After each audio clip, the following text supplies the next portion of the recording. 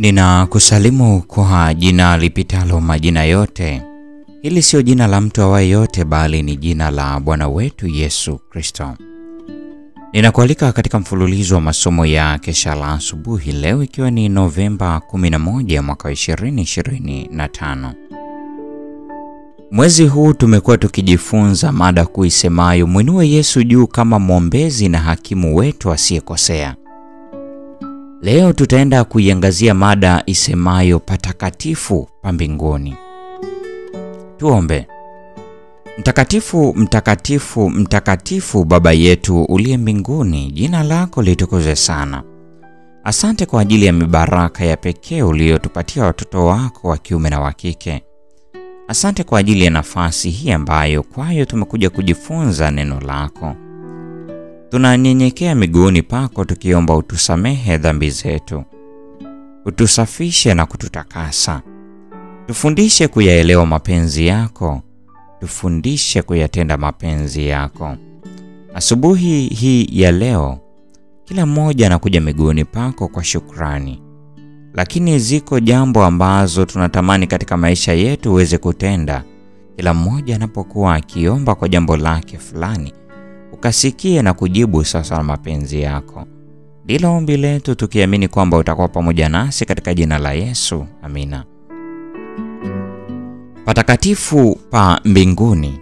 Hii ni mada iliyojengeka katika kitabu cha Waebrania sura ile ya 8 aya ya kwanza. Neno la Mungu linasema, tunaye kuhani mkuu wa namna hii, aliyeketi mkono wa kuume wa kiti cha enzi cha ukuu mbinguni, mhudumu wa patakatifu na wa ile hema ya kweli ambayo Bwana aliiweka, wala si mwanadamu. Somo la patakatifu na hukumu ya upelelezi linapasa lieleweke kikamilifu kwa watu wa Mungu. Wote wanahitaji kujua wenyewe mahali na kazi ya kuhani wao mkuu. Vinginevyo haitawezekana kwao kufanyia mazoezi imani ambayo ni ya muhimu kwa wakati huu, au kujaza nafasi ambayo Mungu amepanga waijaze. Kila mtu ana roho ya kuokoa au kupoteza. Kila mtu ana kesi inayomngoja katika mahakama ya mbinguni. Kila mmoja inampasa kukutana na jaji mkuu uso kwa uso.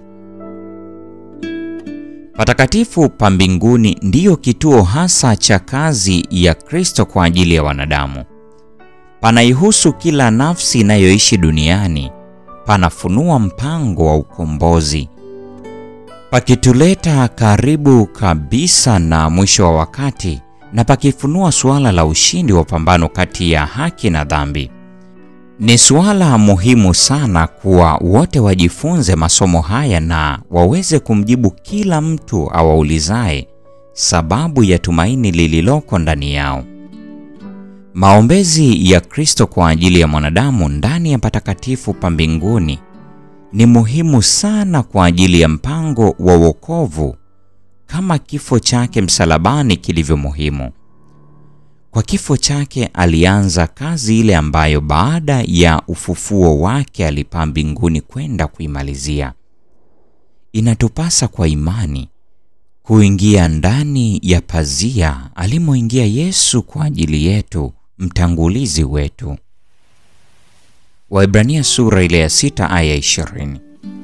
Mle nuru kutoka kwenye msalaba wa Kalvari inaakisiwa. Mle tunaweza kupata uelewa wa wazi zaidi kuhusu siri za ukombozi. Wokovu wa mwanadamu unatekelezwa kwa gharama isiyokuwa na kikomo ya mbinguni. Kafara iliyotolewa inalingana na madai mapana ya sheria ya Mungu iliyovunjwa. Yesu amefungua njia ya kwenda kwenye kiti cha enzi cha Baba, na kwa njia ya upatanisho wake, shauku ya dhati ya wote wanaokwenda kwake kwa imani inaweza kuwasilishwa kwa Mungu. Afichaye dhambi zake hatafanikiwa, bali yeye aziungamaye na kuziacha atapata rehema. Mithali 28 aya 13. Ikiwa wale wanaoficha na kutoa udhuru kwa ajili ya makosa yao wangeona jinsi shetani anavyofurahia kwa ajili yao, jinsi anavyomsuta Kristo na malaika watakatifu kwa sababu ya ufichaji na udhuru wao huo, wangeharakisha kuungama dhambi zao na kuziacha. Kwa njia ya dosari katika tabia zao, shetani anatenda kazi za kutawala akili yote, na anajua kuwa ikiwa dosari hizi zitaendelea kuwepo, atafaulu. Kwa hiyo anatafuta daima kuwadanganya wafuasi wa Kristo kwa hila zake mbaya kwamba haiwezekani kwao kushinda. Lakini Yesu anasihi kwa ajili yao kwa njia ya mikono yake iliyojeruhiwa, mwili wake uliochubuliwa. Asiwepo mtu anayechukulia kuwa dosari zake hazitibiki. Mungu atatoa imani na neema ili kuzishinda. Pambano Kuu, ukurasa wa 403 na 404. Leo ni Novemba 11 mwaka wa 2025, mada ikisema patakatifu pa mbinguni. Na kwa nukta hiyo, mpendwa mfuatiliaji wa mfululizo wa masomo haya ya Kesha la Asubuhi, ndio tunakuwa tumefikia tamati ya tafakari ya mada hii siku ya leo. Neema ya Bwana wetu Yesu Kristo, pendo la Mungu na ushirika wa Roho Mtakatifu dumu kuwa nasi sasa na hata milele. Amina. Ikiwa tumwamini Bwana, mbona tumejawa na mashaka kwamba hili atatenda kwa mahitaji yetu? Ikiwa tumwamini Bwana, mbona tumejawa na mashaka kwamba hili atatenda kwa mahitaji yetu? Hatuna mashaka na Bwana kwa atakayotenda mbele, labda tusahau yale aliyoyatenda nyuma, aliyoyatenda mwanzo. Hatuna mashaka na Bwana kwa atakayotenda mbele, labda tusahau yale aliyoyatenda nyuma, aliyoyatenda mwanzo.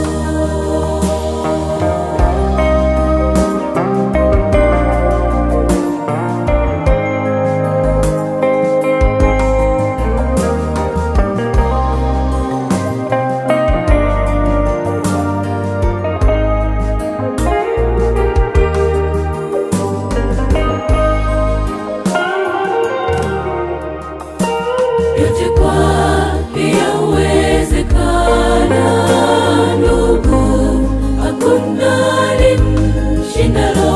Mashaka ya nini, mpendwa, amini tumeshinda. Yote kwake yawezekana, ndugu, hakuna limshindalo. Mashaka ya nini, mpendwa, amini tumeshinda.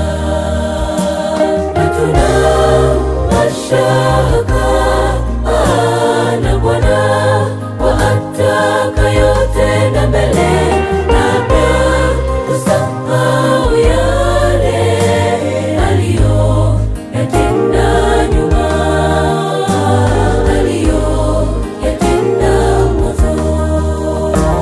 Hatuna mashaka na Bwana kwa atakayotenda mbele, labda tusahau yale aliyoyatenda nyuma, aliyoyatenda mwanzo.